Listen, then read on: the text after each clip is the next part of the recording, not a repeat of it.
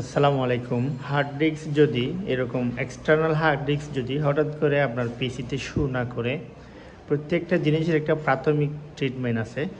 তো এই প্রাথমিক ট্রিটমেন্ট যদি কাজ না করে তাহলে বিকল্প ট্রিটমেন্টগুলো দিতে হয়, এখানে কাজ করতে হবে। তো প্রাথমিক ট্রিটমেন্টটা আমি দেখাচ্ছি কী কাজ করবেন। প্রথমত আমরা দেখি এই যে এই জিনিসটা হচ্ছে সম্পূর্ণ অ্যাক্টিভ। তো এই যে হঠাৎ করে এটা পাচ্ছে না, এটা না পাওয়ার পর আমরা যে ট্রিটমেন্টটা প্রাথমিকভাবে দিতে পারি, যেটা দেওয়ার পরে 50% 60% হার্ড ডিস্ক এসে যায়। যদি না আসে তাহলে বিকল্প ট্রিটমেন্ট দিবেন। তো একবার ট্রাই করে দেখতে পারেন আমার এই ট্রিটমেন্টটা।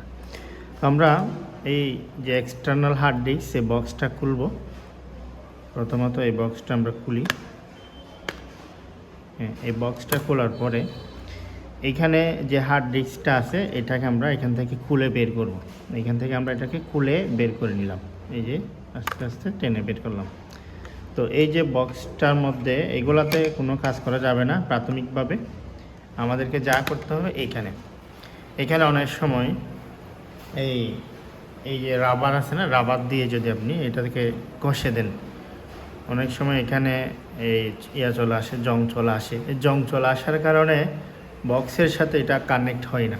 এই যে এটা একটু ভালোভাবে এইরকম করে ঘষে দিবেন, এখানে কোনো ধরনের ময়লা যাতে না থাকে, রাবারের কোনো ময়লা যাতে এখানে না থাকে। তো এইভাবে ভালোভাবে ঘষে দিয়ে এটা পুনরায় যেভাবে খুলছেন সেমভাবে লাগাবেন। এই যে সেমভাবে এটাকে লাগাবেন।